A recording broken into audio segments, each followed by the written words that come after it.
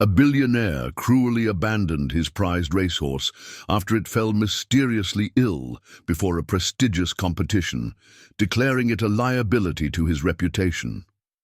A humble 12-year-old boy discovered the suffering animal and, despite his family's struggles, took it in with unwavering determination. What the billionaire did next shocked the entire racing world. Before we jump back in, tell us where you're tuning in from, and if this story touches you, make sure you're subscribed, because tomorrow I've saved something extra special for you. Alexander Sterling's world was one of calculated precision and unimaginable luxury. His sprawling estate in the Hamptons, with its pristine white fences stretching endlessly across manicured lawns, housed the most expensive collection of thoroughbred horses in North America. The crown jewel of his equestrian empire was Phantom Wind, a magnificent white stallion whose bloodline could be traced back to legendary Arabian racing champions. At 52, Sterling had built his fortune through aggressive tech acquisitions and ruthless business tactics, but his true passion lay in the prestigious world of horse racing. Phantom Wind wasn't just another horse in his collection. The stallion was his ticket to the one thing his billions couldn't buy: respect from old money families who still saw him as an outsider despite his wealth. The marble-floored stables that housed Phantom Wind cost more than most luxury homes. A team of world-class veterinarians monitored the horse's health around the clock, while professional trainers maintained a rigorous schedule that kept the stallion in peak condition. Sterling spared no expense. This horse was his investment in legacy, his path to immortality in racing history. Phantom Wind's record was flawless: 12 major victories in 14 months, each win more impressive than the last. The stallion moved with an otherworldly grace that left spectators breathless, his white coat gleaming like fresh snow under the stadium lights. Sterling had paid $15 million for him as a yearling, but now experts valued the horse at well over $50 million. The upcoming Churchill Downs Invitational was meant to be Sterling's crowning achievement. Victory there would cement both his and Phantom Wind's places in racing history. The billionaire had already spent millions promoting the event, ensuring all eyes would be on his prized stallion. Corporate sponsors were lined up, and the media buzz was deafening. But fate had other plans. 3 weeks before the race, Sterling's head trainer noticed something wrong during morning exercises. Phantom Wind's legendary speed was slightly off, his breathing more labored than usual. Initial tests were inconclusive, but there was no denying the stallion's deteriorating condition. Day by day, the horse's energy declined, his coat losing its lustrous sheen. The team of veterinarians worked tirelessly, running every test imaginable. The diagnosis, when it finally came, was devastating. A rare viral infection had taken hold in Phantom Wind's lungs. While not immediately life-threatening, the condition would require months of specialized treatment and rehabilitation. Racing was out of the question. Sterling's reaction to the news was cold and calculated. Standing in his oak-paneled office, surrounded by Phantom Wind's golden trophies, he didn't even look at the head veterinarian as she explained the treatment options. His voice was sharp as a razor when he finally spoke. "How long until he can race again?" Sterling demanded, his fingers drumming impatiently on his mahogany desk. "Sir, you don't understand," the veterinarian, Dr. Sarah Chen, insisted. "This isn't about racing. Without proper care and rest, his condition could become critical. He needs time to heal." Sterling's face hardened, his eyes becoming chips of ice. "Time is money, doctor. That horse's value is in his ability to race and win. If he can't do that, he's worthless to me." "But Mr. Sterling," Dr. Chen protested, "with proper treatment and care, there's a good chance he could recover completely. It would take 6 months, maybe more, but—" "6 months?" Sterling cut her off with a bitter laugh. "Do you have any idea what 6 months of negative press would do to my reputation? to my racing operation?" He stood up, straightening his custom-made suit. "No, I won't let one sick horse destroy everything I've built." That night Sterling summoned Marcus, his most discreet stable hand. The orders were explicit. Take Phantom Wind far from the estate, somewhere he wouldn't be found. The horse was to disappear without a trace, his records erased, his existence denied. Sterling had already crafted the story for the press. Phantom Wind had been sold to an anonymous buyer overseas, a deal too lucrative to turn down. Marcus, who had cared for Phantom Wind since his arrival at the estate, felt his heart break as he led the weakened stallion into the trailer under cover of darkness. The horse's breathing was labored, his noble head hanging low, but his eyes still held a quiet dignity that made the betrayal even more painful. As the trailer pulled away from the gleaming stables, Sterling watched from his office window, already planning his next acquisition.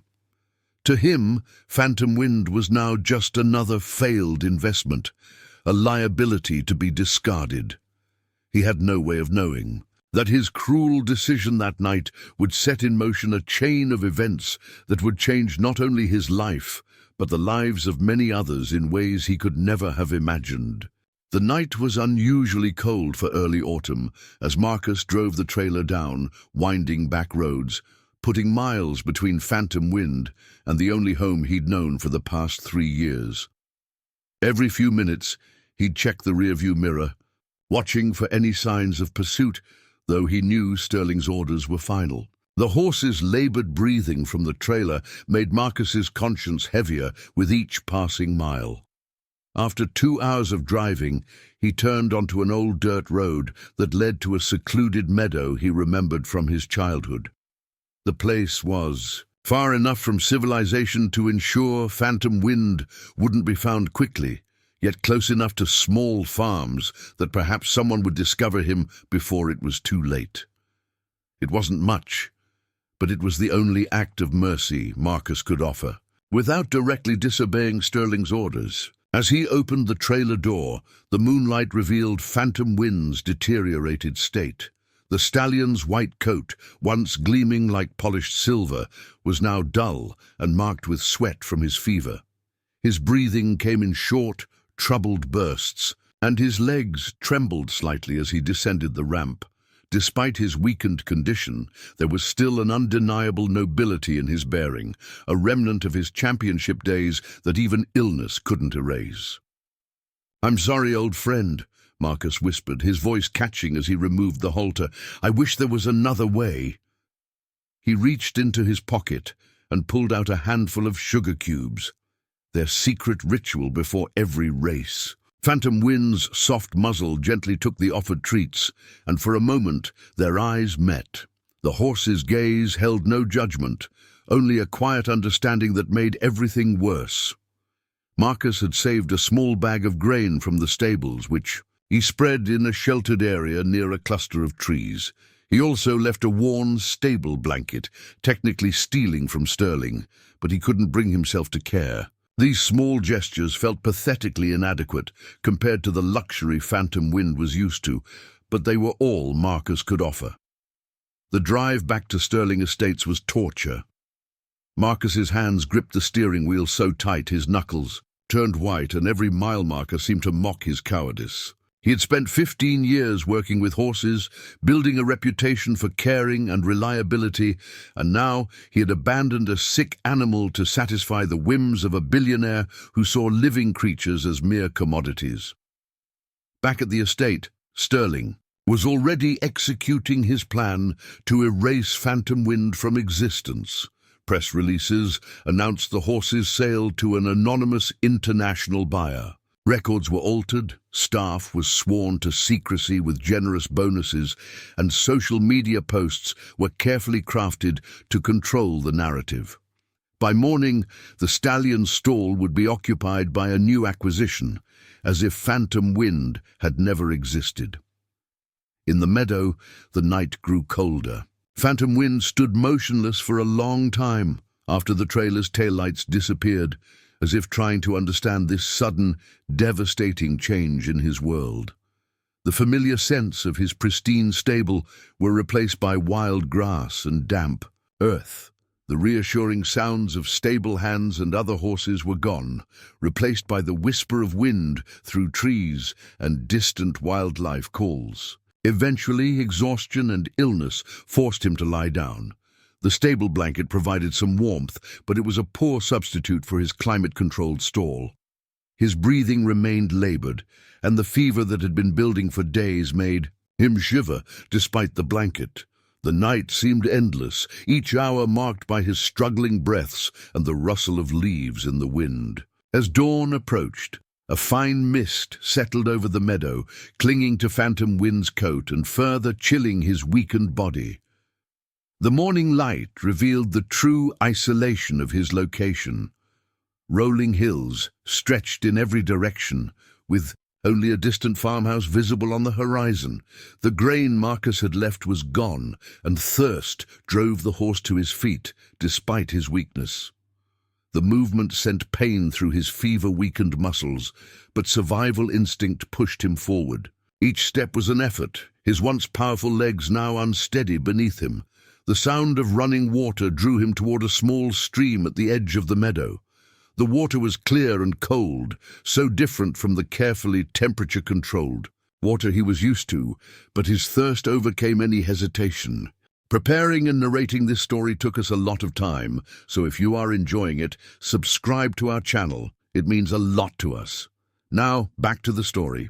As Phantom Wind drank, his reflection in the stream told the story of his fall from grace. The proud, powerful stallion who had dominated racetracks across the country was now a shadow of himself, his illness visible in his dull coat and trembling legs.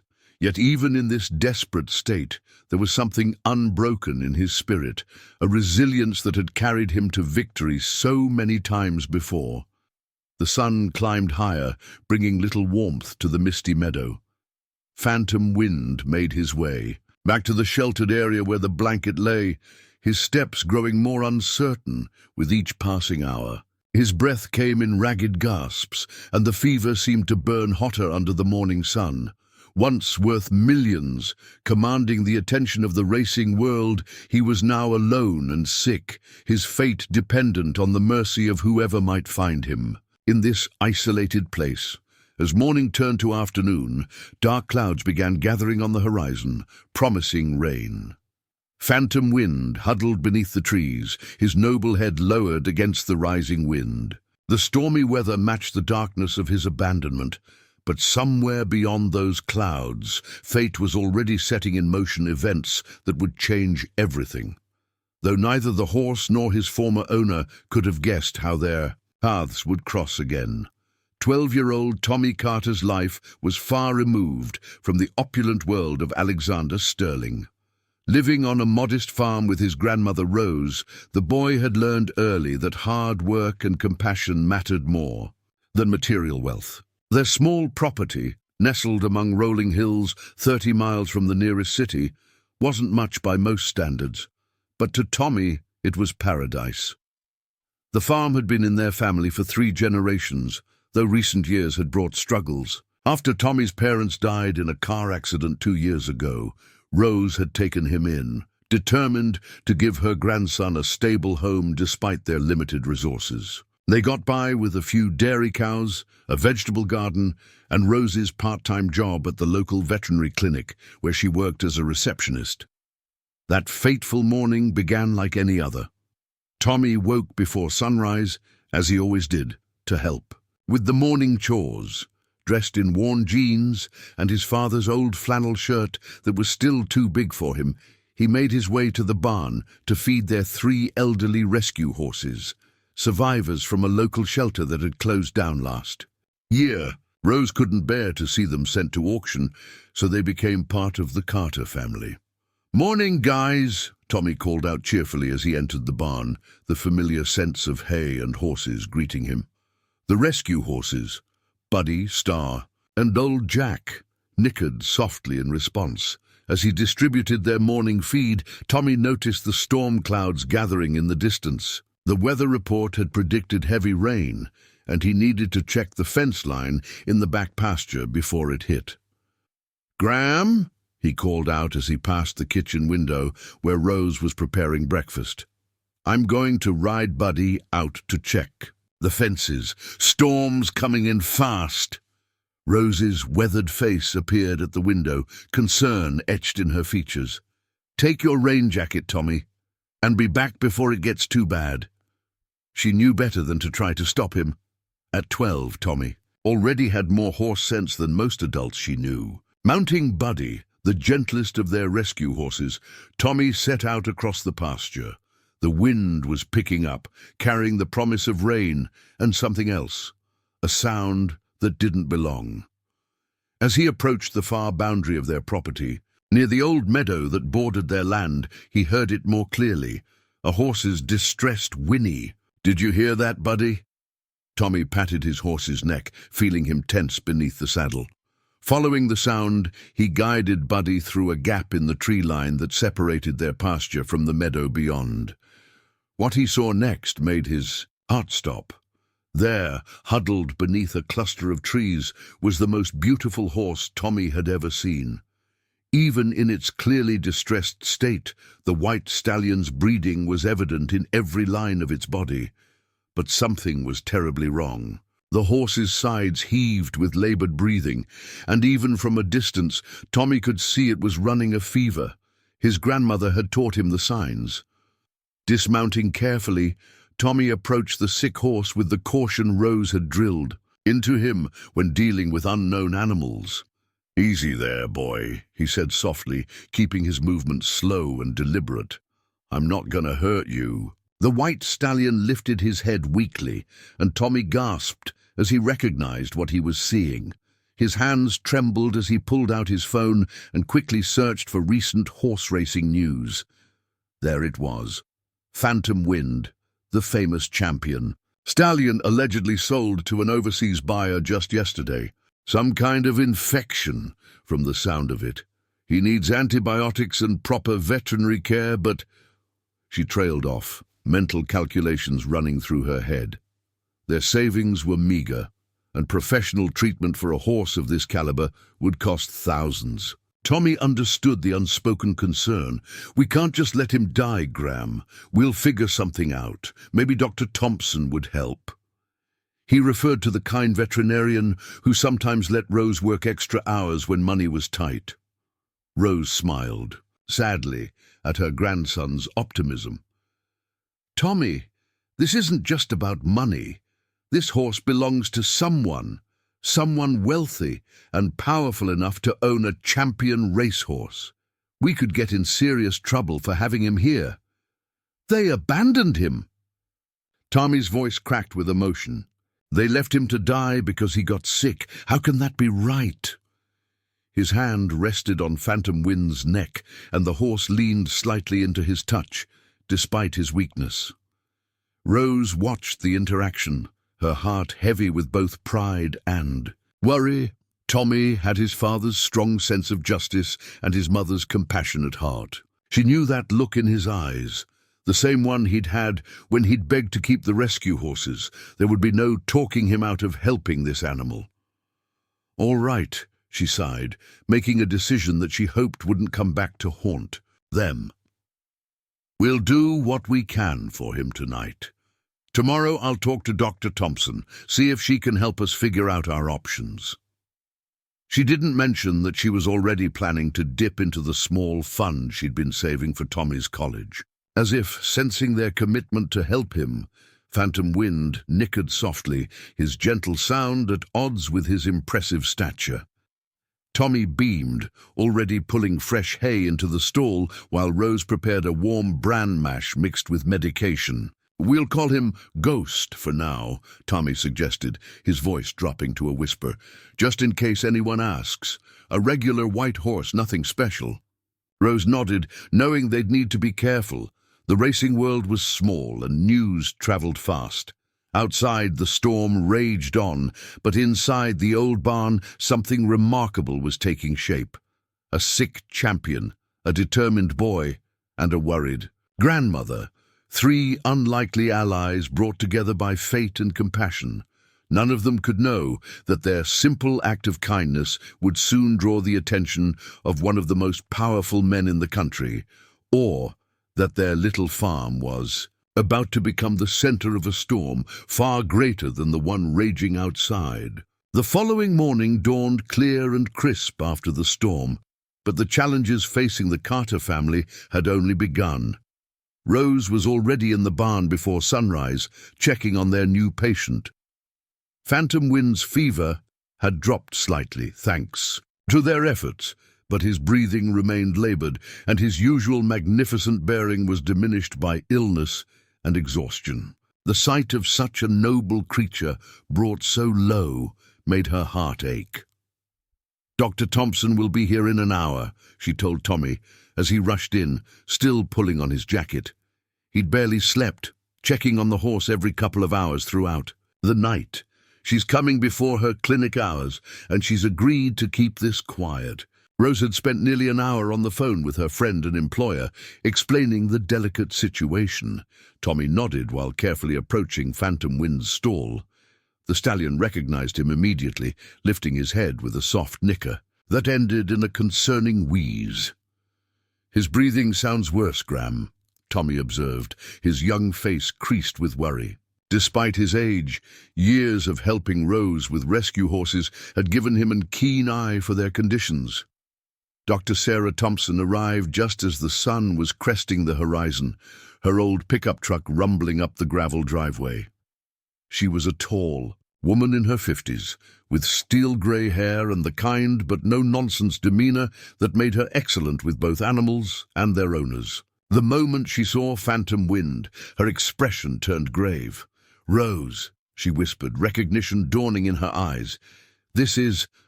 "We're calling him Ghost," Tommy interrupted quickly. "He's just a regular horse we found sick in the meadow." Dr. Thompson's lips twitched slightly, but she nodded, understanding the need for discretion. Her examination was thorough, using equipment far more sophisticated than Rose's basic kit. The barn fell silent, except for the horse's labored breathing and the doctor's quiet murmurs as she worked. "It's a severe respiratory infection," she finally announced, straightening up. "Probably viral in origin, complicated by secondary bacterial infection. He needs aggressive antibiotic therapy, anti-inflammatory medications, and nebulizer treatments." She paused, looking at Rose meaningfully. "This level of care won't be cheap, and he'll need constant monitoring." Rose's heart sank. Even with Dr. Thompson's generous offer to provide medications at cost, the treatment would strain their limited resources to the breaking point. But before she could respond, Tommy stepped forward, his chin set in determination. "I have $342 saved for a new bike," he declared. "And I can sell my gaming console. Plus I can work extra hours at Mr. Peterson's store after school." His voice trembled slightly but held firm. "We can't give up on him, Graham. Please." Rose and Dr. Thompson exchanged glances, both moved by the boy's willingness to sacrifice his treasured possessions and free time for the sick horse. "I'll work out a payment plan," Dr. Thompson said softly. "And I can show you how to administer the treatments yourselves to save on costs." For the next few hours, Dr. Thompson taught them the complex routine of care Phantom Wind would need. She showed Tommy how to use the nebulizer, explaining how the medicated mist would help the horse's damaged lungs. Rose took careful notes on the medication schedule, her experience as a vet assistant proving invaluable. "The next few days will be critical," Dr. Thompson warned as she packed up her equipment. "If his fever spikes again or his breathing gets worse, call me immediately. And Rose." She hesitated. "Be careful. A horse like this, someone's bound to come looking eventually." After she left, Tommy and Rose settled into their new routine. Every 4 hours, Phantom Wind needed treatments and medications. Between these sessions, Tommy sat in the stall, talking softly to the horse while doing his homework. The stallion seemed to draw strength from the boy's presence, his noble head often resting near Tommy as he worked. "Did you know you've won more prize money than our farm is worth?" Tommy whispered to the horse while cleaning his stall. "But that doesn't matter now. You're family, and we take care of family here." Phantom Wind's gentle nicker seemed to agree, though it still ended in a worrying wheeze. Rose watched from the barn door, her heart both swelling with pride and constricting with fear. She'd seen the news reports. Alexander Sterling was claiming Phantom Wind had been sold to a European buyer for an undisclosed sum. The racing world was buzzing with speculation about the sudden sale of such a valuable champion. How long before someone discovered the truth? As evening approached, bringing with it another round of treatments, Rose made a quiet phone call to the bank. Her small retirement account wouldn't last long against mounting medical bills, but looking at Tommy's devoted care of the sick stallion, she knew they had no choice. Some things were worth more than money. A lesson she'd tried to teach Tommy all his life, and one that now tested their own resolve. The sun set on their first full day of caring for Phantom Wind, casting long shadows through the barn windows. None of them could know that at that very moment, in a luxurious office 30 miles away, Alexander Sterling was receiving a phone call that would soon shatter their peaceful world. A call from someone who had recognized his prize stallion in the back pasture of a small family farm. Alexander Sterling was reviewing quarterly projections in his penthouse office when his private line rang. The caller ID displayed a name that made him pause. James Morrison, owner of a neighboring estate and his primary rival in the racing circuit. Sterling's manicured finger hovered over the phone for a moment before answering with calculated casualness. "James, this is unexpected. To what do I owe the pleasure?"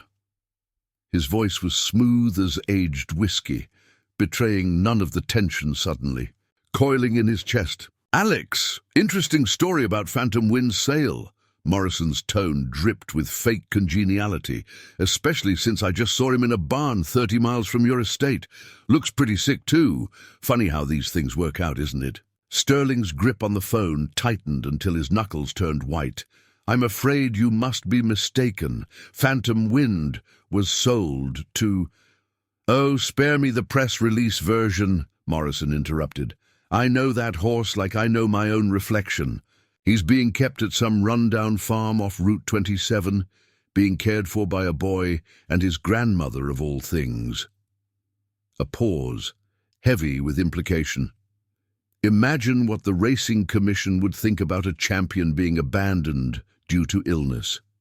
The threat hung in the air like smoke. Sterling's mind raced through possibilities, calculations, consequences. His carefully crafted story about Phantom Wind's sale wouldn't survive scrutiny if the horse was found sick on some family farm. The scandal would be devastating. "Where exactly did you say this farm was?" Sterling's voice had lost its smoothness, taking on an edge like broken glass. Morrison chuckled. Rose's heart sank. Even with Dr. Thompson's generous offer to provide medications at cost, the treatment would strain their limited resources to the breaking point. But before she could respond, Tommy stepped forward, his chin set in determination. "I have $342 saved for a new bike," he declared. "And I can sell my gaming console. Plus I can work extra hours at Mr. Peterson's store after school." His voice trembled slightly but held firm. "We can't give up on him, Graham. Please." Rose and Dr. Thompson exchanged glances, both moved by the boy's willingness to sacrifice his treasured possessions and free time for the sick horse. "I'll work out a payment plan," Dr. Thompson said softly. "And I can show you how to administer the treatments yourselves to save on costs." For the next few hours, Dr. Thompson taught them the complex routine of care Phantom Wind would need. She showed Tommy how to use the nebulizer, explaining how the medicated mist would help the horse's damaged lungs. Rose took careful notes on the medication schedule, her experience as a vet assistant proving invaluable. "The next few days will be critical," Dr. Thompson warned as she packed up her equipment. If his fever spikes again or his breathing gets worse, call me immediately. And Rose. She hesitated. Be careful. A horse like this. Someone's bound to come looking eventually. After she left, Tommy and Rose settled into their new routine. Every 4 hours, Phantom Wind needed treatments and medications. Between these sessions, Tommy sat in the stall, talking softly to the horse while doing his homework. The stallion seemed to draw strength from the boy's presence, his noble head, often resting near Tommy as he worked. "Did you know you've won more prize money than our farm is worth?" Tommy whispered to the horse while cleaning his stall. "But that doesn't matter now. You're family, and we take care of family here." Phantom Wind's gentle nicker seemed to agree, though it still ended in a worrying wheeze. Rose watched from the barn door, her heart both swelling with pride and constricting with fear. She'd seen the news reports. Alexander Sterling was claiming Phantom Wind had been sold to a European buyer for an undisclosed sum. The racing world was buzzing with speculation about the sudden sale of such a valuable champion. How long before someone discovered the truth? As evening approached, bringing with it another round of treatments, Rose made a quiet phone call to the bank. Her small retirement account wouldn't last long against mounting medical bills, but looking at Tommy's devoted care of the sick stallion, she knew they had no choice. Some things were worth more than money. A lesson she'd tried to teach Tommy all his life, and one that now tested their own resolve. The sun set on their first full day of caring for Phantom Wind, casting long shadows through the barn windows. None of them could know that at that very moment, in a luxurious office 30 miles away, Alexander Sterling was receiving a phone call that would soon shatter their peaceful world. A call from someone who had recognized his prize stallion in the back pasture of a small family farm. Alexander Sterling was reviewing quarterly projections in his penthouse office when his private line rang. The caller ID displayed a name that made him pause. James Morrison, owner of a neighboring estate and his primary rival in the racing circuit. Sterling's manicured finger hovered over the phone for a moment before answering with calculated casualness.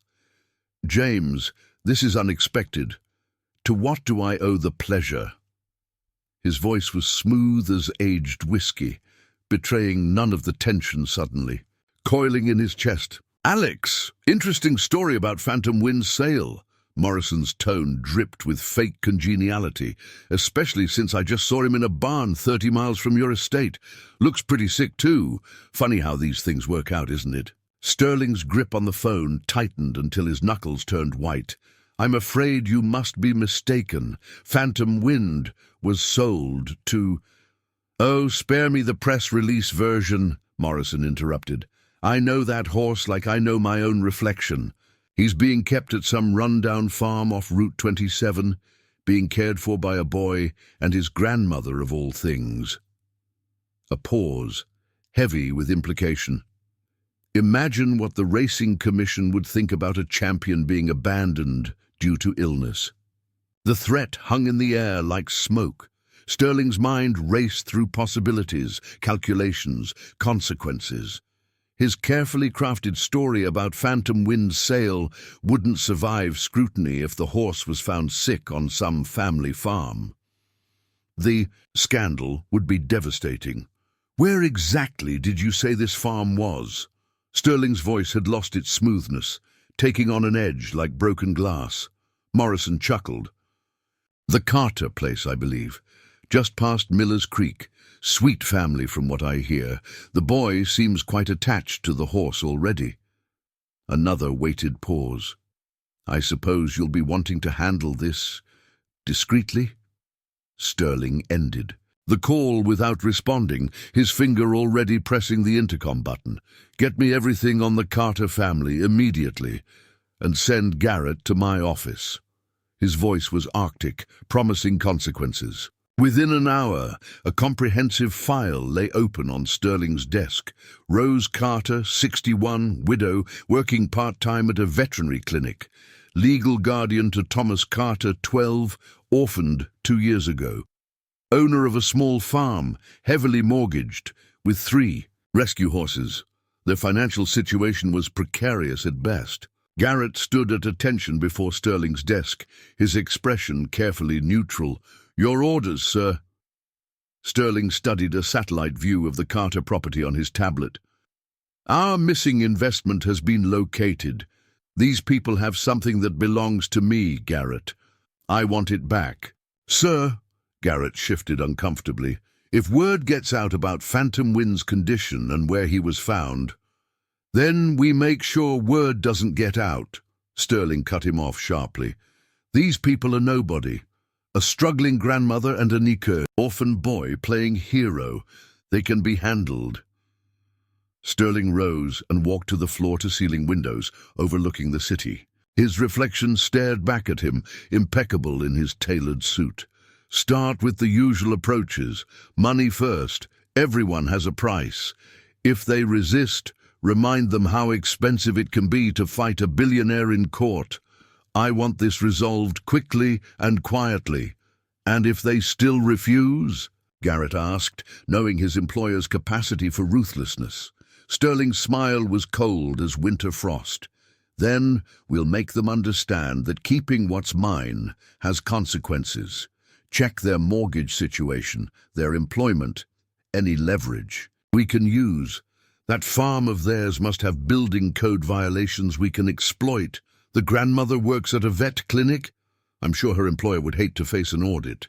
He turned back to Garrett, his expression hardening.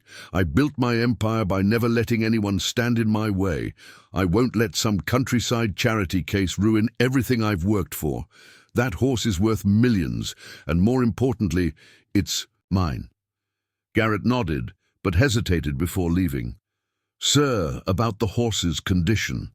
Our sources say it's quite serious. Even if we recover him—" "That's no longer relevant," Sterling interrupted. "This isn't about Phantom Wind's racing career anymore. This is about principle. Nobody takes what's mine. Nobody challenges my authority. Make them understand that, Garrett. Whatever it takes." As Garrett left to carry out his orders, Sterling returned to the window. Far below, the city sprawled, out like a glittering chessboard, every piece positioned according to his will. For decades, he had crushed competitors, bought politicians, and bent regulations to his advantage. A small family farm would be nothing compared to the obstacles he'd already overcome, yet something nagged at him, a detail from the file that seemed insignificant but wouldn't let go. The boy, Thomas Carter, was the same age Sterling had been when he lost his own parents. The same age he'd been when he'd learned the harsh lesson that the world belonged to those strong enough to take what they wanted. Sterling pushed the thought away. Sentiment was for the weak, and he hadn't become one of the world's richest men by being weak. He picked up his phone and began making calls. By midnight, the mechanisms of his influence would be in motion, preparing to descend upon the unsuspecting Carter family like a gathering storm. A week had passed since Tommy found Phantom Wind, and the horse's condition was slowly improving. The nebulizer treatments and antibiotics were working, his breathing becoming less labored with each passing day. Tommy had fallen into a routine, waking up early to administer medications before school and rushing home afterward to continue the care. His dedication was unwavering, even as their resources dwindled. That peaceful autumn afternoon, Tommy was sitting cross-legged in Phantom Wind's stall, reading aloud from his science textbook. The white stallion's head rested near him, ears pricked forward as if actually listening to the lesson on photosynthesis. The other rescue horses dozed contentedly in their stalls, creating a tranquil atmosphere that made their recent struggles seem distant. The sound of expensive cars on gravel shattered the serenity. Tommy looked up from his book, catching the flash of black SUVs through the barn window. His heart dropped as 3 vehicles pulled up in front of their modest farmhouse. Men in suits emerged, led by a burly figure he would later learn was Garrett, Sterling's enforcer. "Tommy!" Rose's voice carried from the house tight with worry. "Come here, quickly." Patting Phantom Wind's neck reassuringly, Tommy hurried out of the barn. He found his grandmother on the porch, her face pale but determined as the men approached. Garrett led the group, his expensive suit incongruous against the backdrop of their weathered farmhouse. "Mrs. Carter." Garrett's voice was professionally pleasant, but his eyes were cold. "I represent Mr. Alexander Sterling. We need to discuss the horse you're harboring on your property." Rose's hand found Tommy's shoulder, squeezing gently. "I'm not sure what you're talking about, sir. We have 3 rescue horses." "Mrs. Carter," Garrett interrupted smoothly, "let's not waste time with denials. We know Phantom Wind is here. Mr. Sterling is prepared to be generous, despite the circumstances." He pulled out an envelope. "Here's a check for $50,000, more than fair compensation for your temporary care of his property." Tommy felt his grandmother stiffen beside him. "Property," she repeated, her voice sharp. "That property was abandoned, sick and dying. We saved his life, while your employer threw him away like trash." Garrett's pleasant expression hardened.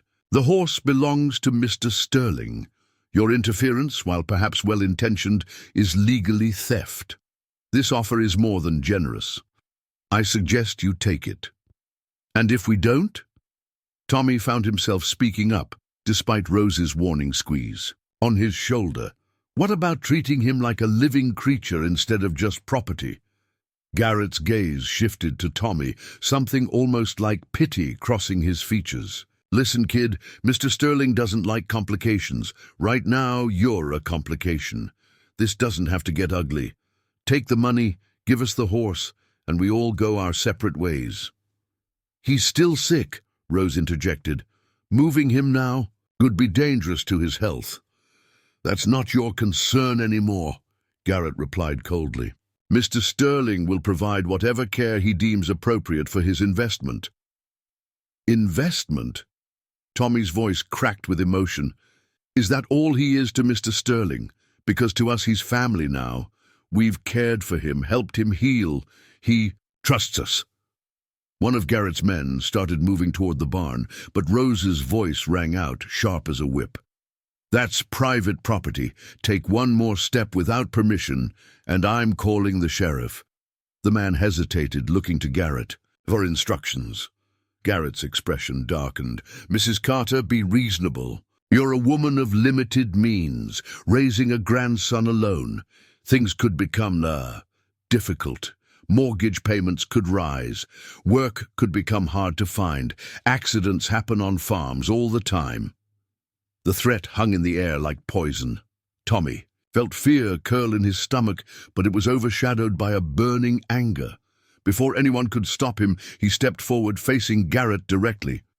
"My parents taught me that bullies are just cowards who hide behind money and threats," he declared, his young voice steady despite his racing heart. "If Mr. Sterling wants to talk about Phantom Wind, he can come here himself instead of sending his thugs to frighten an old woman and a kid." "Tommy!" Rose gasped, but there was pride mixed with her fear. Garrett stared at the boy for a long moment, genuine surprise crossing his features.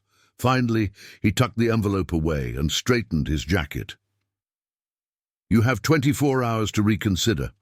After that, Mr. Sterling will pursue other options. Trust me when I say you don't want that."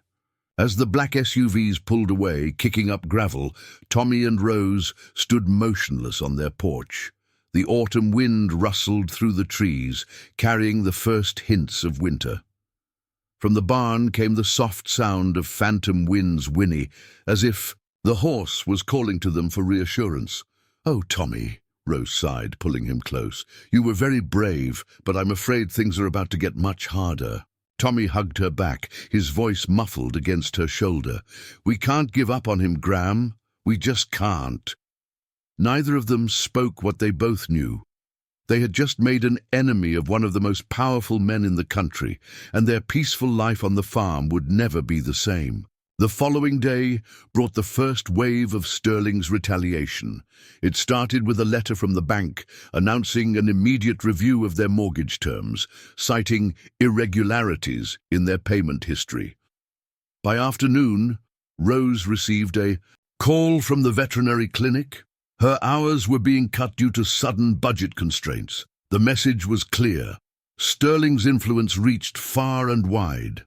"It's just money," Rose assured Tommy over dinner, though her smile didn't reach her eyes. "We've weathered tough times before."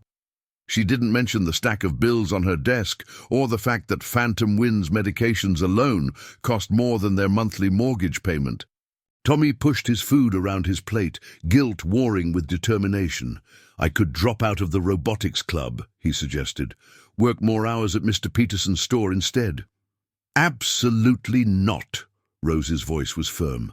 "Your education comes first. We'll figure something out." She reached across the table to squeeze his hand. "Your parents would be proud of you, standing up for what's right."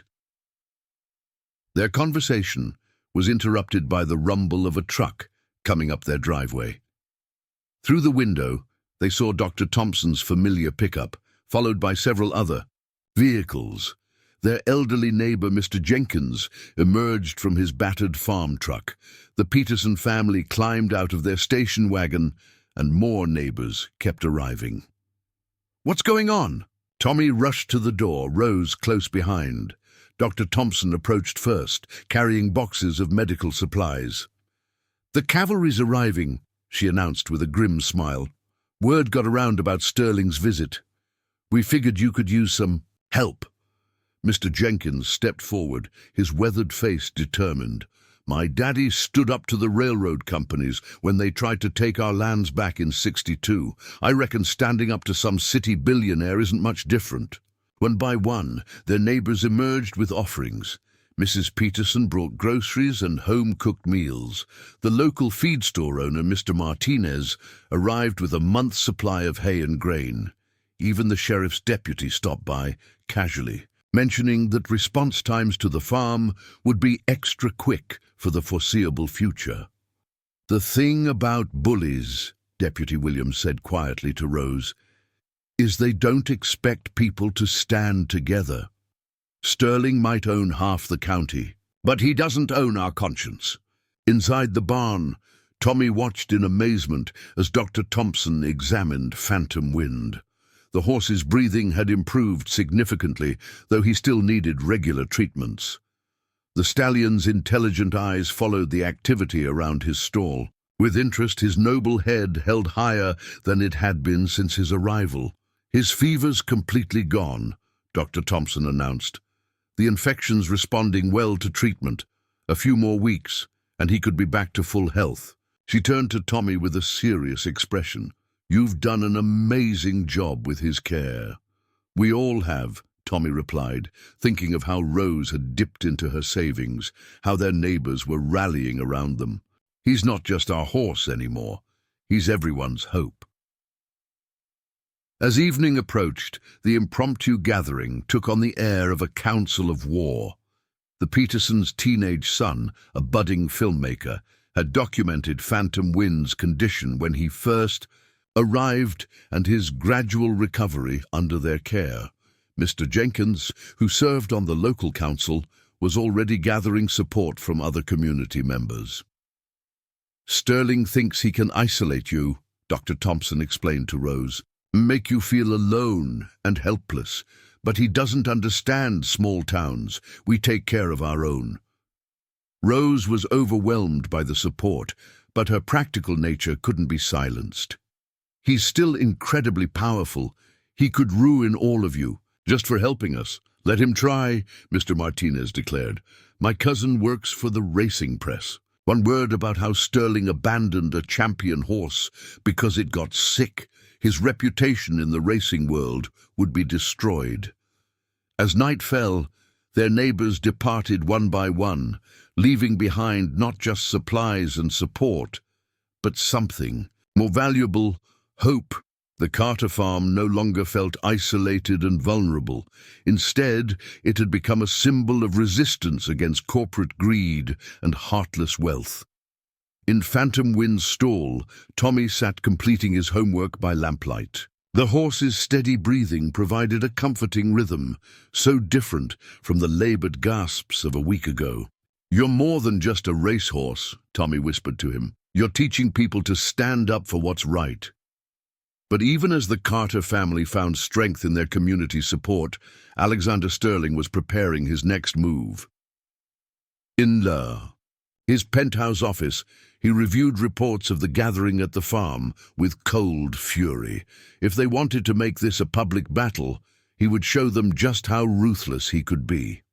One phone call would set in motion events that would test not just the Carters, but the entire community's resolve. Sterling's retaliation was swift and merciless. Within days, the small town felt the full force of his influence. The local bank suddenly called in loans on several businesses that had supported the Carters. Building inspectors appeared at Mr. Martinez's feed store, citing numerous violations that would cost thousands to fix. The veterinary clinic where Rose worked received notice of an impending audit, and Dr. Thompson's medical suppliers mysteriously began delaying their shipments. The pressure was calculated to break not just the Carters, but the entire community's spirit. Yet something unexpected happened. Instead of crumbling, the town's resistance grew stronger. When the bank threatened to foreclose on Mr. Jenkins' farm, 3 neighboring families pooled their resources to help with payments. When building inspectors forced the feed store to close temporarily, farmers from 3 counties over brought supplies directly to those in need. "He doesn't understand what he's up against," Mr. Jenkins declared during an emergency community meeting at the local church. "Sterling thinks everything has a price, that everyone can be bought or broken, but he's never faced small-town solidarity." Tommy sat in the back of the church, listening as adults he'd known all his life stood up one by one, sharing stories of Sterling's intimidation tactics and their plans to resist. His attention was divided, though. He needed to get back to the farm soon for Phantom Wind's evening treatment. The horse's recovery had become a symbol of their fight. Each day he grew stronger, his breathing easier, his proud bearing returning. The local paper had even run a story about his recovery, though they carefully avoided mentioning his true identity, referring to him only as Ghost, the mysterious white stallion saved by a young boy's compassion. But Sterling had one more card to play. That evening, as Tommy finished Phantom Wind's treatment, a sleek black car pulled up to the farm. This time, it wasn't Garrett who emerged, but a woman in an expensive suit carrying a leather briefcase. "Ms. Linda Chen," she introduced herself to Rose. "I represent the State Racing Commission. We're investigating reports of an illegally obtained racehorse being kept on these premises." Rose's face paled, but she stood her ground. "We have 3 registered rescue horses and 1 sick stallion we found abandoned. There's nothing illegal here." Miss Chen's smile was professionally sympathetic. "Mrs. Carter, harboring a stolen racehorse worth millions could result in criminal charges. Mr. Sterling is willing to drop all potential charges if you return his property immediately. Otherwise—" She paused meaningfully. "This could impact your grandson's future.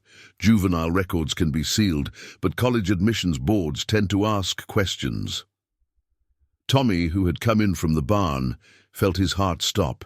The threat to him was one thing, but the mention of criminal charges against his grandmother made his blood run cold. "You can't do this," he protested. "We saved him when Mr. Sterling threw him away." "An abandoned horse is still legally owned property," Ms. Chen replied smoothly. "Mr. Sterling has documentation of ownership and a bill of sale to an overseas buyer. What do you have?" "We have the truth," Dr. Thompson's voice rang out from the doorway. She stepped inside, followed by Mr. Martinez and his cousin, who they now knew worked for Racing Weekly magazine. "And we have evidence."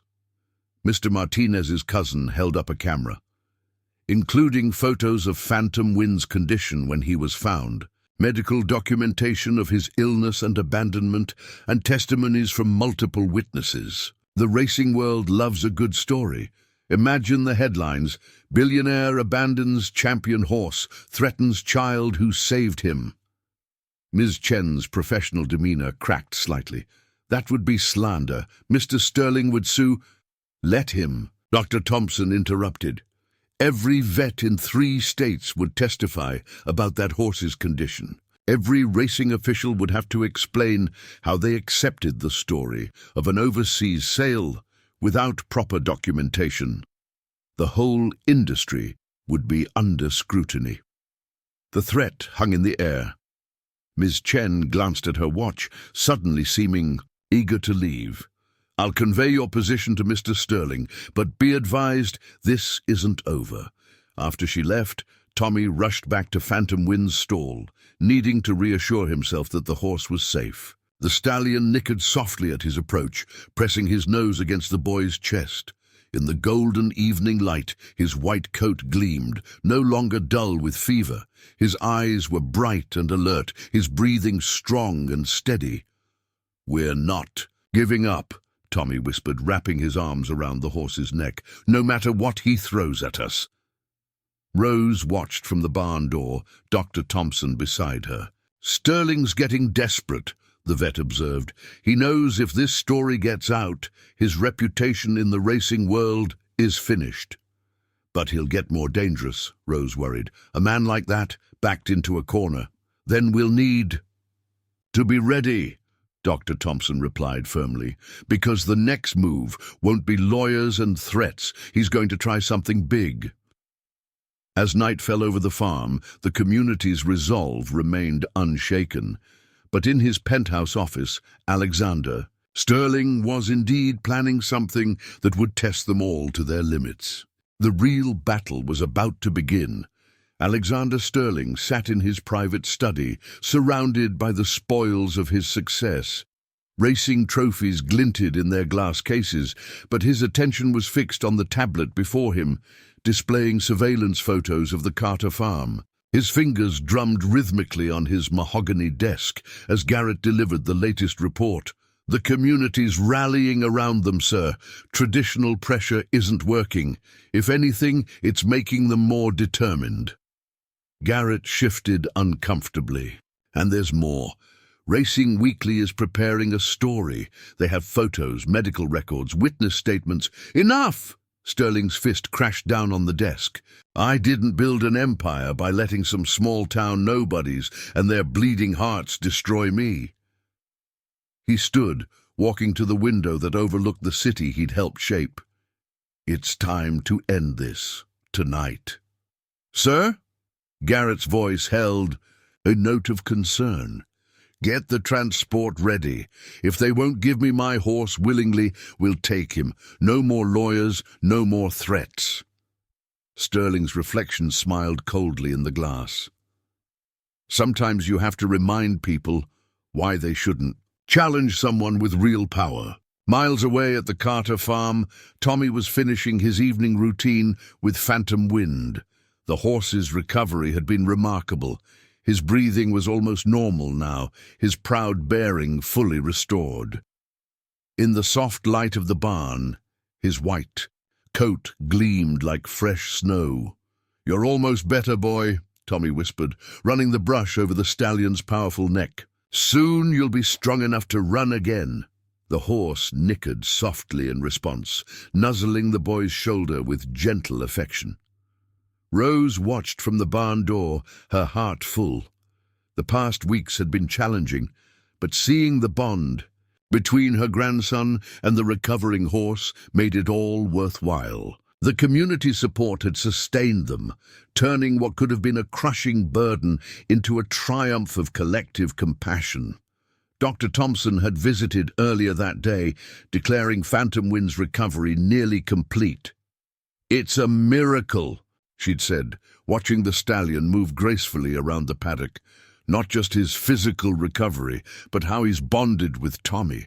I've never seen anything like it." As night fell, an unusual stillness settled over the farm.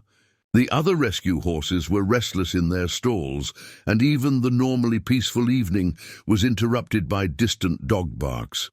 Tommy was about to head inside when he noticed Phantom Wind's ears prick forward, his nostrils flaring in alarm.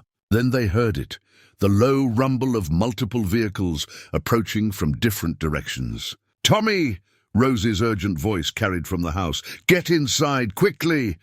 But before Tommy could move, bright lights suddenly flooded the farm from all directions. 3 black SUVs and a horse trailer crashed through their gate, tires spinning. In the gravel, men in dark clothing spilled out, moving with military precision. "Graham!" Tommy's cry was cut short as 2 men rushed toward him. He backed into Phantom Wind's stall, his heart pounding. The stallion's ears laid flat against his head, his peaceful demeanor replaced by the fierce spirit that had made him a champion. Rose ran from the house only to be intercepted by Garrett. "Don't make this harder than it needs to be, Mrs. Carter," he warned. "We're taking the horse. There's nothing you can do." But Sterling had underestimated the community's vigilance. Deputy Williams, who had been patrolling nearby, saw the convoy of vehicles and immediately radioed for backup. Mr. Jenkins, noticing the unusual traffic from his farm, started calling neighbors. Within minutes, truck engines roared to life across the county. "You can't just take him," Tommy shouted as the men approached the stall. "He's still recovering. The stress could kill him." "Stand aside, kid," one of the men ordered. "This isn't your fight." But Tommy stood his ground, placing himself between them and Phantom Wind. The horse's powerful presence behind him gave him courage. "It became my fight when you abandoned him to die." The sound of approaching vehicles made everyone pause. Headlights appeared on the road, not 1 or 2, but dozens. Trucks, cars, and farm vehicles converged on the Carter farm from every direction. Sterling's men found themselves suddenly surrounded by determined faces they recognized from town. Mr. Martinez's voice rang out through a megaphone. "This is being live-streamed to Racing Weekly's website right now. How do you think the racing world will react to seeing Alexander Sterling's men assaulting a child to steal back the horse he abandoned?" The men hesitated, looking to Garrett for direction. Their carefully planned operation was falling apart as more community members arrived, phones recording every moment. The story they'd tried to suppress was about to explode into the national spotlight. Garrett's phone buzzed. Sterling was calling, undoubtedly watching the debacle unfold through the security cameras he'd had installed around the farm. But before he could answer, a new sound cut through the chaos. Phantom Wind's powerful neigh, a sound of defiance and strength that echoed across the farm. The stallion stood tall behind Tommy, his recovery complete, his spirit unbroken. The tide had turned, but the night's drama was far from over. Sterling's men were cornered, but their employer was not a man who accepted defeat gracefully. The real confrontation was still to come. The standoff at the Carter farm had drawn more attention than anyone anticipated. News vans began arriving, their satellite dishes reaching into the night sky like mechanical trees. The story of a billionaire's attempt to forcibly reclaim a horse he had abandoned, only to be thwarted by a small-town community, was too compelling to ignore. Garrett was still trying to manage the situation when a familiar sound cut through the chaos, the distinctive whir of helicopter blades. All eyes turned skyward as a sleek black helicopter appeared, its searchlight sweeping the crowded farm. Before landing in the adjacent field, Alexander Sterling himself had arrived. The billionaire emerged from the helicopter like a storm cloud given human form. His expensive suit was immaculate, his silver hair perfectly styled, but his face was a mask of barely contained fury. He strode toward the barn, the crowd parting before him not out of respect, but to better record his every move on their phones. "Enough of this circus," Sterling announced, his voice carrying across the suddenly quiet farm. "That horse is my property, and I'm taking him back, now." Tommy stood his ground at the stable entrance, his small figure somehow larger in his determination. Rose moved to stand beside him, along with Dr. Thompson and several other community members. Behind them, Phantom Wind watched with alert intelligence, his white coat almost luminous in the mixed light of cameras and the moon. "Property!" Tommy's voice rang out clear and strong. "Is that all he is to you? Just something you own? He was dying when you threw him away." Sterling's eyes narrowed as he focused on the boy. "You don't understand business, child. When an investment becomes a liability, you cut your losses. It's nothing personal." "Nothing personal?" Dr. Thompson stepped forward, her medical records in hand. "This liability had a treatable condition. Instead of providing care, you abandoned him to die. In the racing world, that's not just cruel, it's criminal negligence. I can have your veterinary license revoked," Sterling threatened, but Dr. Thompson merely smiled. "Try it. Every vet in the state will testify about this horse's condition. When he was found, every racing official will have to explain how they accepted your story about an overseas sale. The truth will come out, Mr. Sterling." The cameras were rolling, capturing every word. Sterling's carefully crafted public image was crumbling in real time. But like many powerful men backed into a corner, he doubled down. "You want to talk about truth?" he snarled. "Here's truth. I can destroy this entire town. One phone call and your farms get foreclosed, your business is shut down, your lives ruined. Is one horse worth all that?" "Yes," Tommy answered without hesitation. "Because it's not just about Phantom Wind anymore. It's about standing up to people like you, who think money can buy everything, even the right to be cruel." The boy's words hung in the air, amplified by dozens of recording devices. Sterling's face contorted with rage as he realized the trap he'd walked into. Every threat, every attempt at intimidation was being broadcast live, confirming everything the community had said about him. "You're making a mistake," Sterling warned, his voice deadly quiet. "I've crushed people far more powerful than you, for less." That's when Phantom Wind himself stepped forward, moving past Tommy to face his former owner. The stallion's recovery was complete. He stood tall and proud, his bearing every bit the champion he had been. But as he looked at Sterling, there was no fear, no submission in his gaze. The horse that had once been Sterling's pride and joy had found something the billionaire could never buy: genuine love and connection. The moment was captured by dozens of cameras, the powerful billionaire face to face with the horse he had discarded, while a young boy and his community stood firm in defiance. Someone in the crowd began singing Amazing Grace, and others joined in, their voices rising in the night air. Sterling looked around, seeing not just the cameras and the crowd, but the utter defeat of his power play. His carefully manipulated narrative had been shattered, replaced by a story of greed and cruelty, confronted by small-town courage and compassion. "This isn't over," he growled, but the threat sounded hollow even to his own ears. "Actually, Mr. Sterling," came a new voice. James Morrison, Sterling's racing rival, emerged from the crowd with a tablet in hand. "The Racing Commission has just called an emergency meeting. They're very interested in discussing your handling of a champion racehorse. Abandonment, falsified sales records. It's quite a list." Sterling's face went pale as he realized the full extent of his predicament. His reputation in the racing world, built over decades, was about to be destroyed. His own arrogance had led him into a trap from which there was no easy escape. As if sensing his former owner's defeat, Phantom Wind turned away from Sterling, walking back to stand beside Tommy. The gesture was clear to everyone watching. The horse had chosen his new family, and no amount of money or power could change that. The following days brought changes that no one could have anticipated. The story of Phantom Wind, the abandoned champion, and the small town that fought for him captured national attention. Racing Weekly's coverage went viral, sparking intense debate about the treatment of racehorses, and the power dynamics within the industry. Sterling's reputation, once seemingly untouchable, crumbled with stunning speed.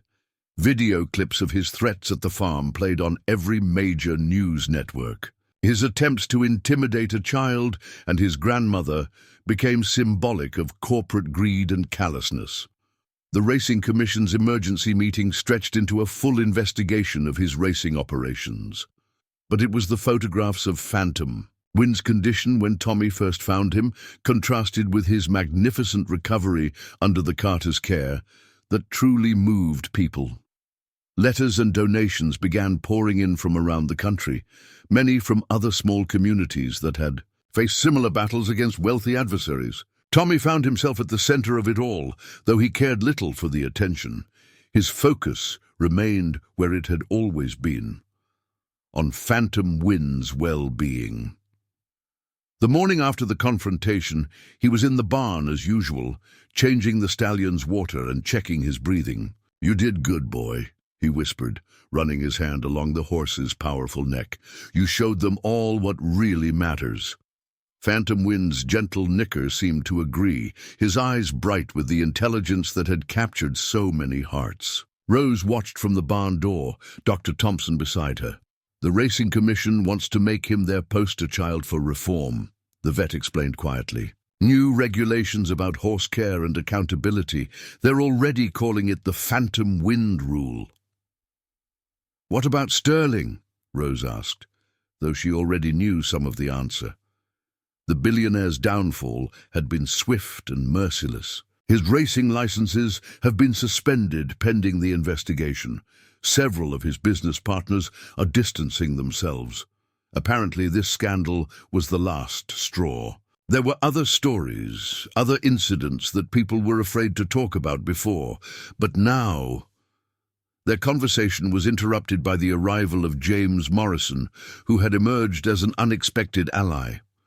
His testimony about Sterling's past practices had been damning, and his influence in the racing world had helped turn the tide.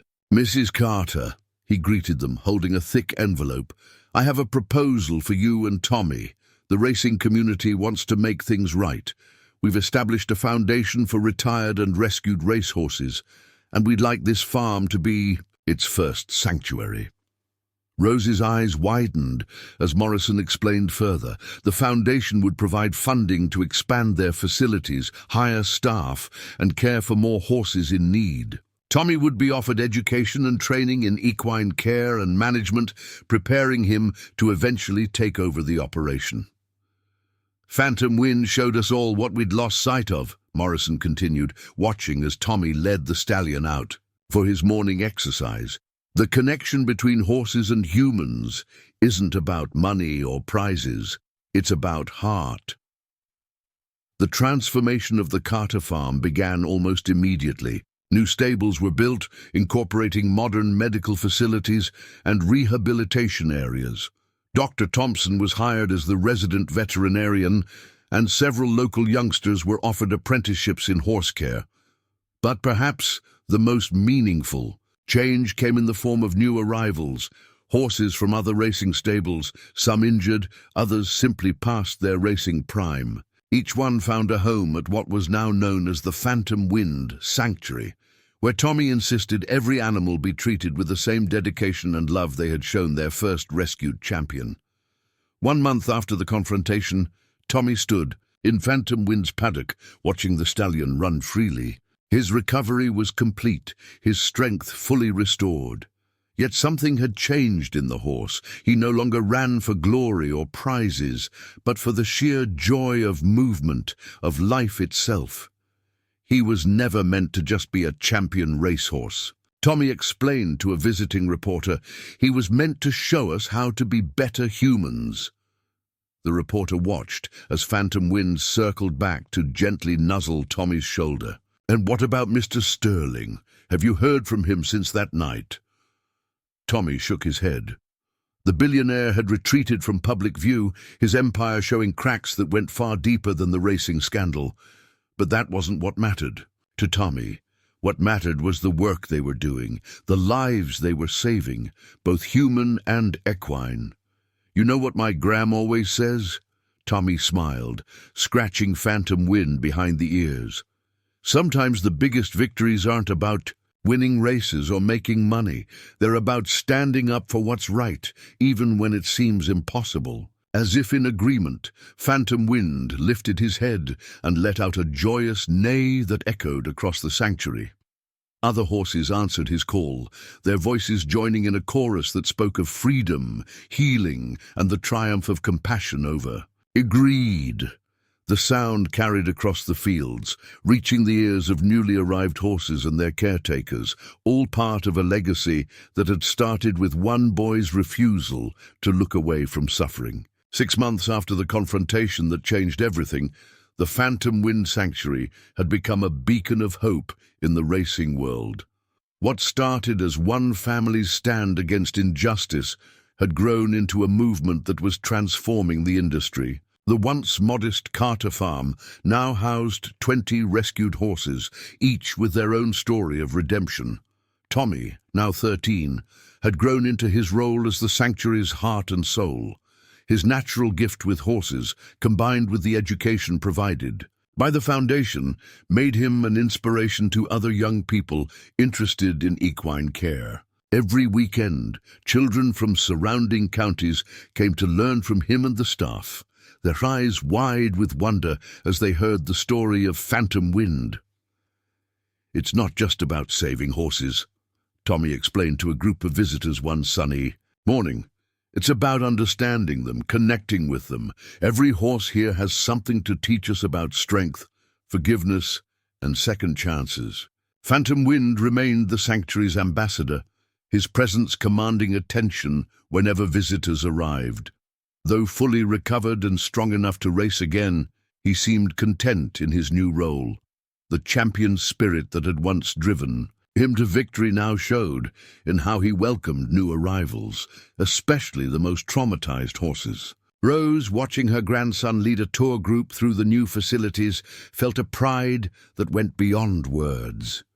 The hardships they'd faced had transformed not just their lives, but had sparked a wider change. The Phantom Wind rule had been officially adopted by racing authorities across the country, establishing strict guidelines for the care and retirement of racehorses. "Your parents would be so proud," she told Tommy that evening as they sat on the porch, watching Phantom Wind grazing in the sunset. "You've created something extraordinary here." The sanctuary's success had brought unexpected allies. James Morrison had become a regular visitor, often bringing other racing industry figures to see their work. Many left with tears in their eyes, changed by what they witnessed. Some even became donors, ensuring the sanctuary's future. "We've got 3 new horses arriving next week," Dr. Thompson announced during their weekly staff meeting. 2 retired racers and one that reminds me a lot of Phantom Wind, abandoned because of a treatable condition. The parallel wasn't lost on anyone. Each new arrival reinforced why their work mattered, why the stand they'd taken against Sterling had been necessary. The Billionaire's fall from grace had become a cautionary tale in the racing world, but at the sanctuary they focused on healing rather than retribution. The local community remained the sanctuary's strongest supporters. Mr. Jenkins and other farmers regularly donated hay and feed. The Peterson family organized fundraising events that brought in support from neighboring counties. Even the sheriff's department had made the sanctuary part of their regular patrol route, though threats had long since ceased. One particularly meaningful change came in the form of an educational program. Local schools now brought students to learn about horse care, animal welfare, and the importance of standing up for what's right. Tommy, despite his youth, had become a compelling speaker, sharing Phantom Wind's story in a way that touched hearts and opened minds. "You see that white stallion?" he would tell the students, pointing to Phantom Wind. "Some people only saw him as an investment, something to throw away when it stopped making money. but he taught us that every life has value beyond dollars and cents. He showed us that sometimes the greatest victories happen far from any racetrack. The sanctuary's reputation grew beyond their small town.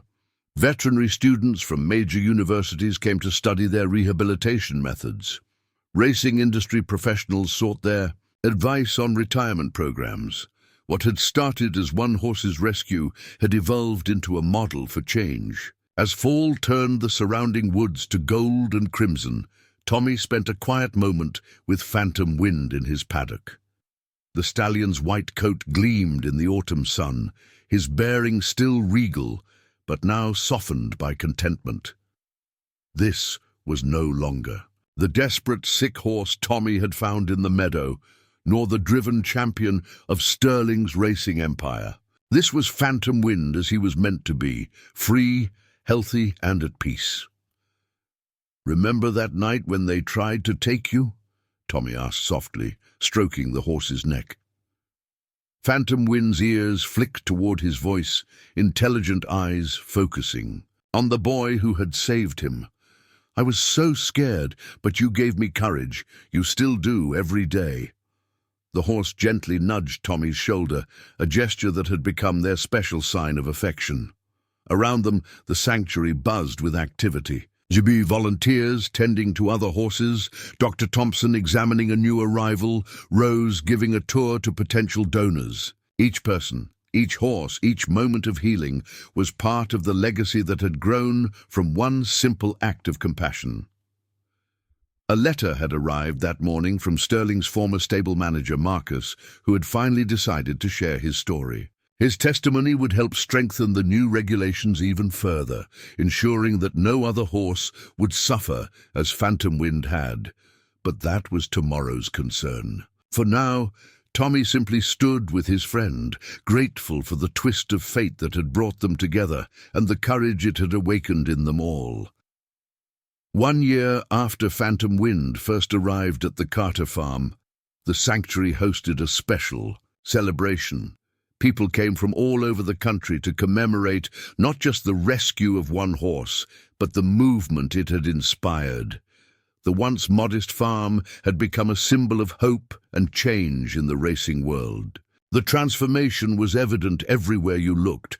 New state-of-the-art stables housed over 30 rescued horses, each receiving the same devoted care that had saved Phantom Wind. The medical facility, under Dr. Thompson's direction, had become a teaching center for veterinary students specializing in equine rehabilitation. The old farmhouse had been carefully restored, maintaining its charm while adding offices and educational spaces. Tommy, now 14, had grown taller and more confident, though his gentle way with horses remained unchanged. As he led Phantom Wind around the paddock during the celebration, their bond was evident to everyone watching. The stallion, his white coat gleaming in the sunlight, moved with the same grace that had once made him a champion, but there was a contentment in his bearing that spoke of a different kind of victory. "A year ago," Tommy addressed the gathered crowd, his voice strong and clear, "I found a sick horse in a meadow. But what I really found was a truth that changed all our lives. That the measure of our worth isn't in what we own or what we win, but in how we treat those who need our help." The racing world had changed dramatically in the wake of the Phantom Wind incident. Sterling's downfall had exposed deep-rooted problems in the industry, leading to comprehensive reforms. The Phantom Wind rule had become national policy, requiring detailed care plans for retired racehorses and severe penalties for abandonment or neglect. James Morrison, who had become the sanctuary's strongest advocate in the racing community, took the podium after Tommy. "What happened here wasn't just about one horse or one billionaire's cruelty," he declared. "It was about rediscovering the heart of our sport, the connection between humans and horses that made us fall in love with racing in the first place." The celebration included tours of the new facilities, where visitors could see the sanctuary's work firsthand. Each stable held stories of redemption, former champions recovering from injuries, abandoned horses learning to trust again, elderly racers living out their days in dignity. The Peterson family had created a documentary about each horse's journey, playing on screens throughout the property. Rose watched it all with quiet pride, remembering the fear and uncertainty of those early days.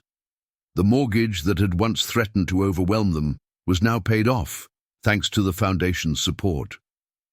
But more importantly, their small act of defiance had created ripples of change that continued to spread. "Your parents would be amazed," she told Tommy, as they walked together between the paddocks.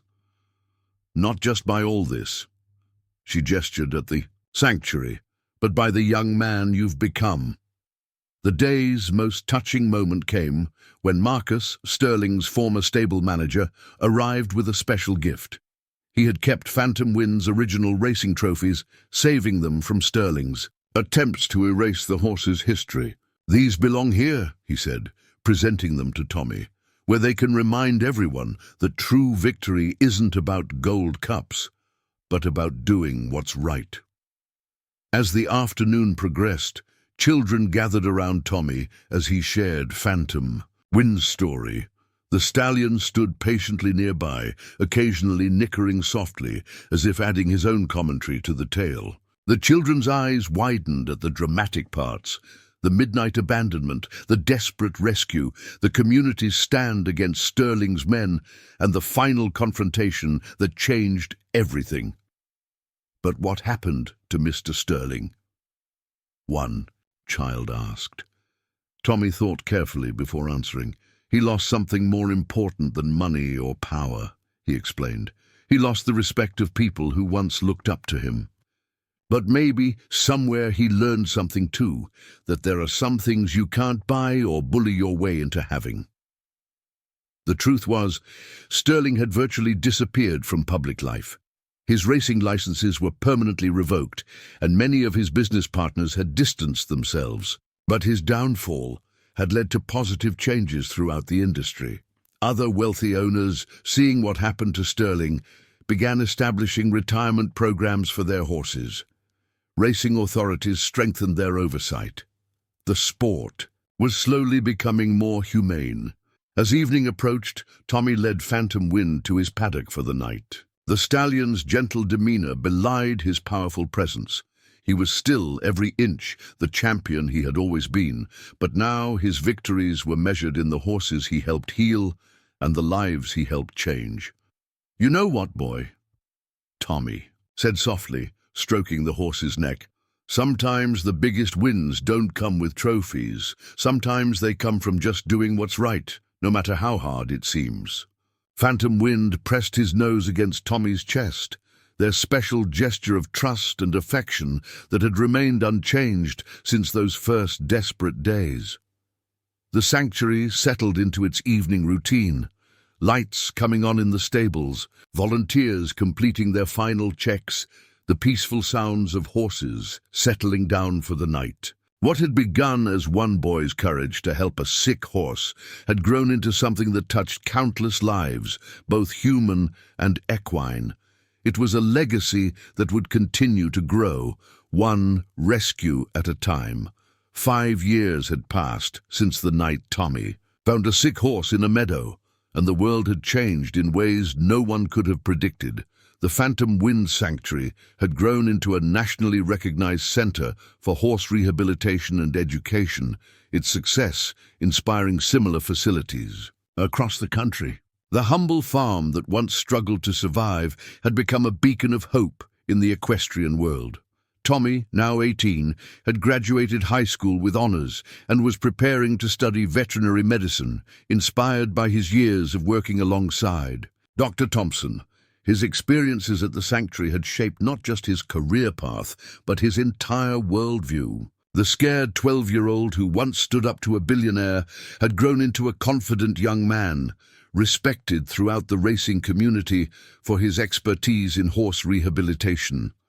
Phantom Wind, though older now, remained the heart and soul of the sanctuary, His white coat had a few grey hairs, but his bearing was still regal, his spirit undiminished.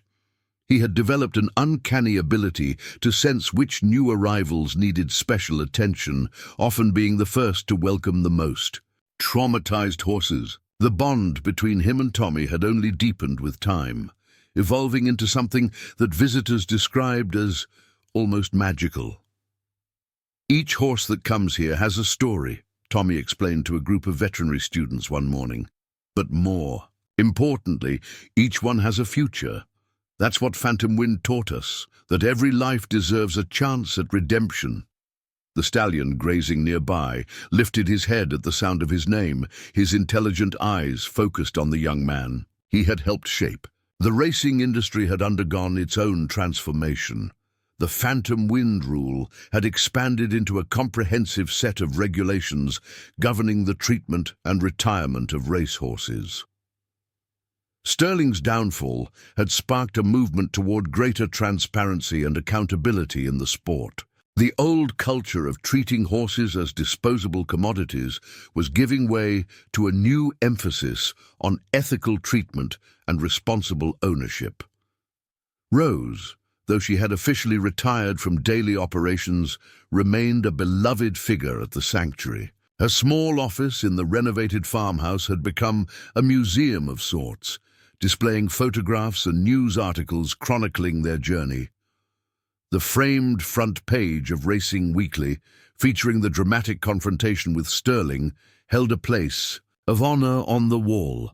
"Sometimes the biggest changes start with the smallest acts of courage," she often told visitors, pointing to the photo of 12-year-old Tommy standing between Sterling's men and Phantom Wind. One boy's refusal to look away from suffering changed not just our lives, but the lives of countless horses and people. The sanctuary's success had rippled outward, touching the entire community.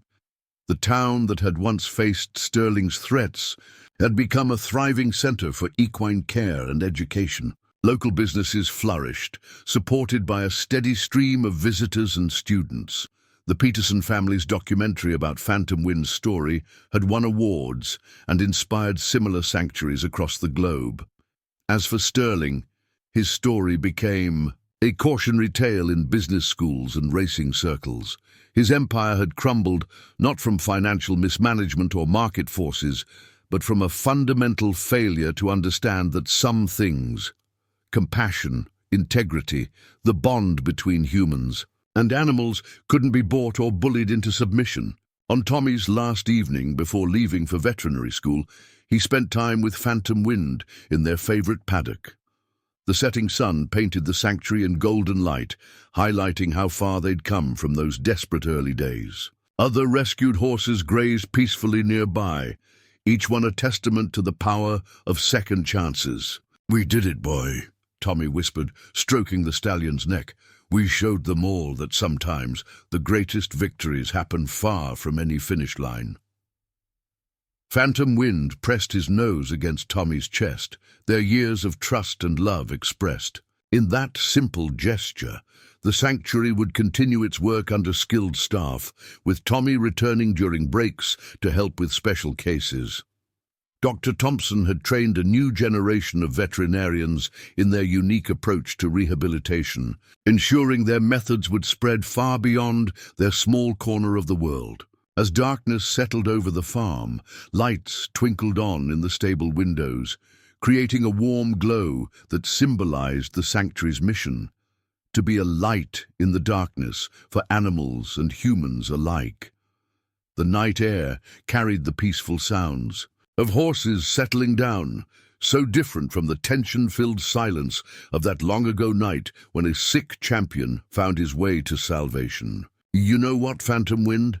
Tommy said softly, preparing to lead the horse in for the night. "Some people might say we rescued you, but the truth is, you rescued us too. You showed us all what it means to be truly noble, not because of prizes or pedigrees, but because of heart."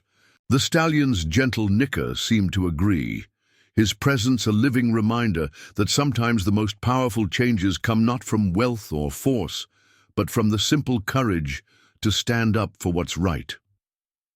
As they walked together toward the stable, their shadows merged in the gathering darkness. Boy and horse, rescuer and rescued, each having helped the other find their true purpose in life. Up next, you've got two more standout stories right on your screen. If this one hit the mark, you won't want to pass these up. Just click and check them out. And don't forget to subscribe and turn on the notification bell so you don't miss any upload from us.